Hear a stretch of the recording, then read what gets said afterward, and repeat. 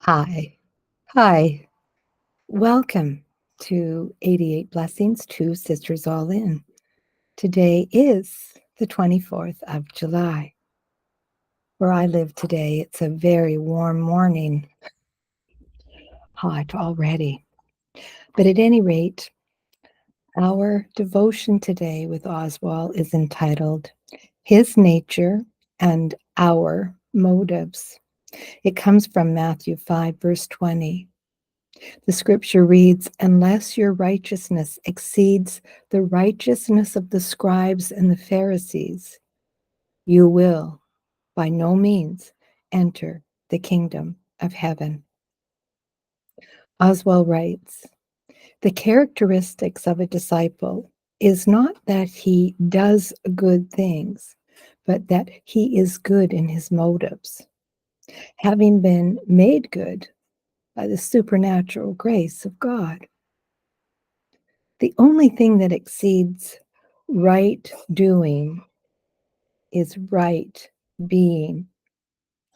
Jesus Christ came to place within anyone who would let him a new hereditary that would have a righteousness exceeding that of the scribes and the Pharisees. Jesus is saying, if you are my disciple, you must be right not only in your actions, but also in your motives, your aspirations, and in your deep recesses of the thoughts of your mind. Your motives must be so pure that God Almighty can see nothing to rebuke. Who can stand in the eternal light of God and have nothing for him to rebuke? Who can? Well, you and I both know. Only the Son of God. And Jesus Christ claims that through his redemption, he can place within anyone his own nature and make that person as pure and as simple as a child. The purity that God demands is impossible unless I can be remade within. And that is exactly what Jesus has undertaken to do through his redemption. No one can make himself pure by obeying laws. Jesus Christ does not give us rules and regulations. He gives us his teachings, which are truths that can only be interpreted by his nature, which he places within us. The great wonder of Jesus Christ's salvation is that he changes our heredity. He does not change human nature. He changes its source and thereby its motives as well. Oh, Oswald, that is just such a beautiful devotion today. Unless your righteousness exceeds the righteousness of the scribes and the Pharisees, you will by no means enter the kingdom of heaven. Matthew 5, verse 20. I apologize for my little dog barking a few moments ago. He likes to be next to his mama. But if someone's lurking out around or he hears a sound, he's got to let me know. He's my own little sound the trumpets. He's my little shofar blower that says, "We're calling in the cavalry, Mom. There's something wrong." Yeah, Bentley was my neighbor's dog, and he was such a responsible dog owner that when he got him as a puppy, He said, I'm only going to take him if you promise to take him if something should happen to me. Well, 5 years have gone by, and my dog's owner was one of the people that died suddenly. I'm sure you can understand what I mean by saying that. Anyways, he's at home here with us, and we're grateful to have him. Today, from my Daily Saints and Miracles book, St. John writes for this day, in times of rest, ease and comfort of the flesh, the latter revives, whilst when we are opposed, vexed, or weary, it is subdued.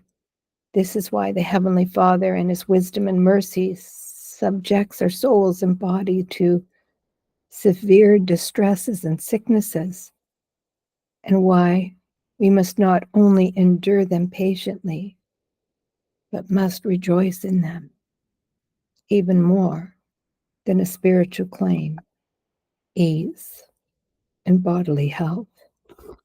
Well, I am witness to someone who was dealing with stage 4 cancer and went through 2.5 years of chemo, was given the conversation of, we'll keep you comfortable, because he was at stage 4 when diagnosed.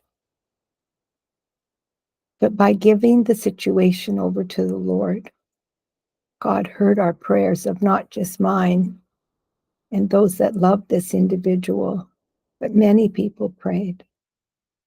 And just as it says here, not that we rejoice in sickness and distress, but just the fact that we can walk through something with God with us. God provided the very best specialists, the very best spiritual advisors, the very best people to pray. And I'm here to tell you, this October, this individual will have been given by God's mercy and grace 15 years of life, when he was told, we will keep you comfortable. That's our God. That's our faith. That's what we believe. And I'm so grateful.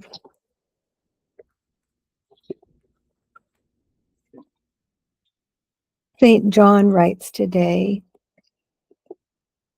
it is always time to speak boldly.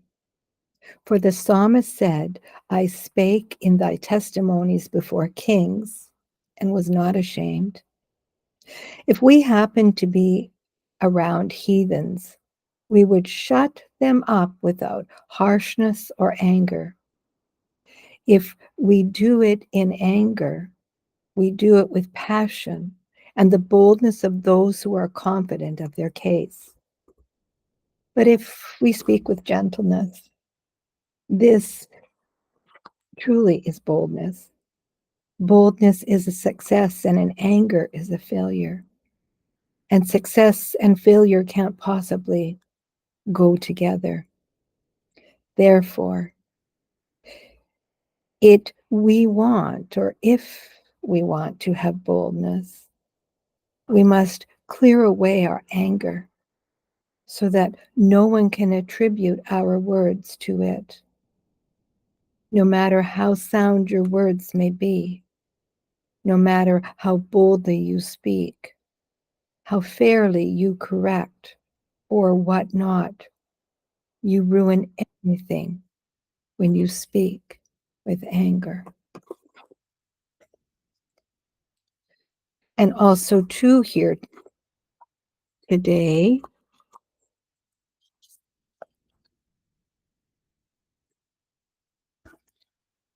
the first step towards freedom from anger is to keep lips silent when the heart is stirred.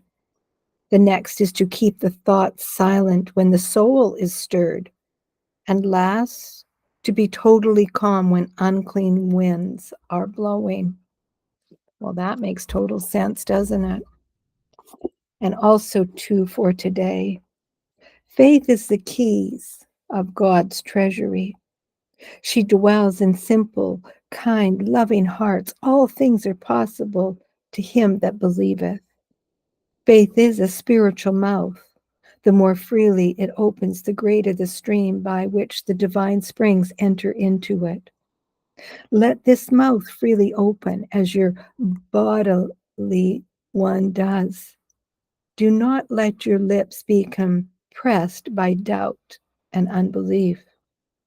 If you compress them by doubt and unbelief, the treasury of God's blessings will be closed to you.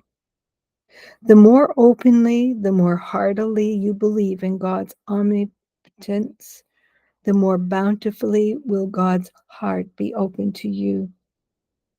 What things soever ye desire, when ye pray, believe that ye have received them, and ye shall have them. And I can contest to that because I believed in miraculous healing for stage 4 cancer and secondaries on the liver. And 15 years later, by our faith, this individual is still here.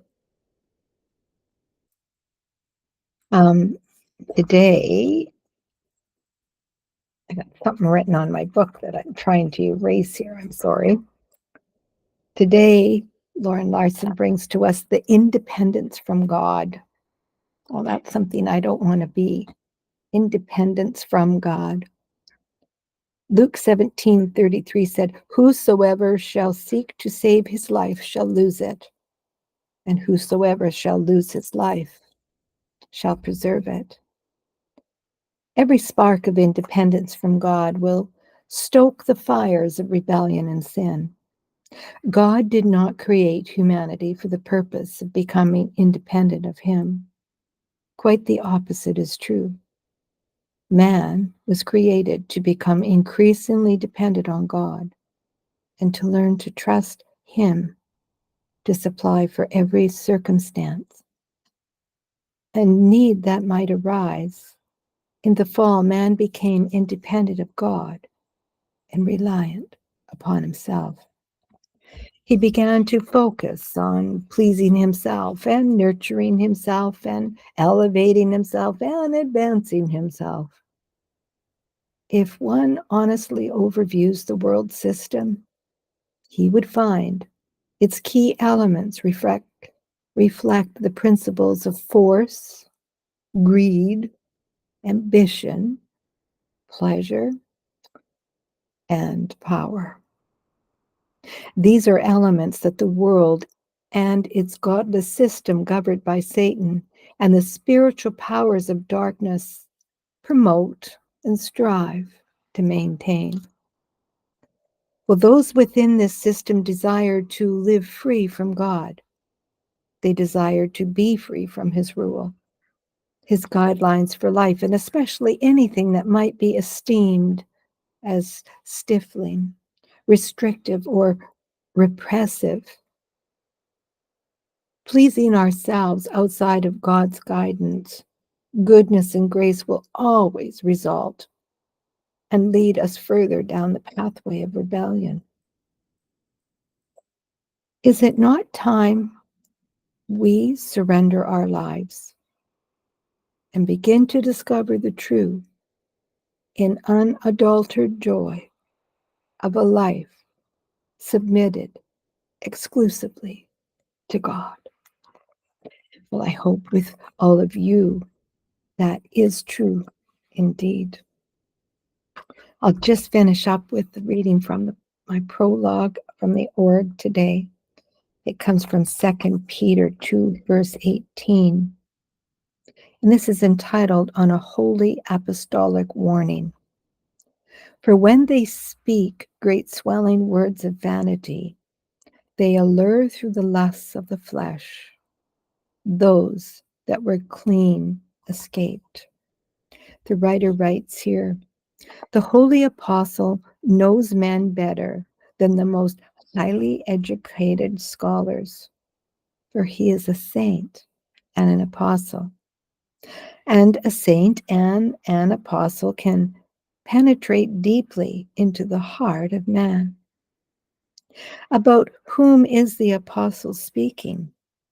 He is speaking about the impure and the shameless and the self-willed, whom he earlier called wells without water and clouds and mist.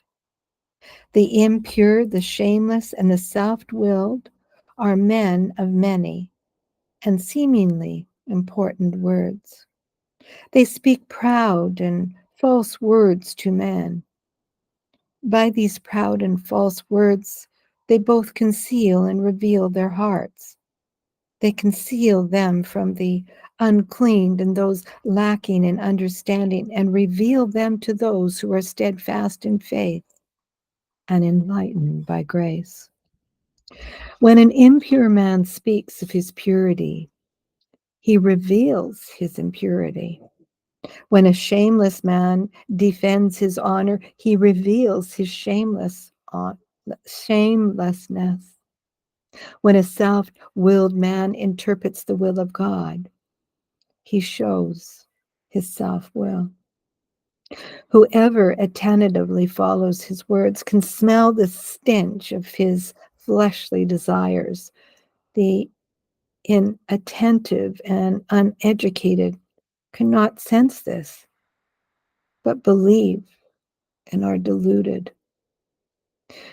Those who have just begun to escape from the deception of the stomach, the world, and the devil are often ensnared by proud and false words, like a fish in an invisible net. The fish does not know that it is in a net until the net is emptied out onto the hot sand. Then it knows, but then it is too late.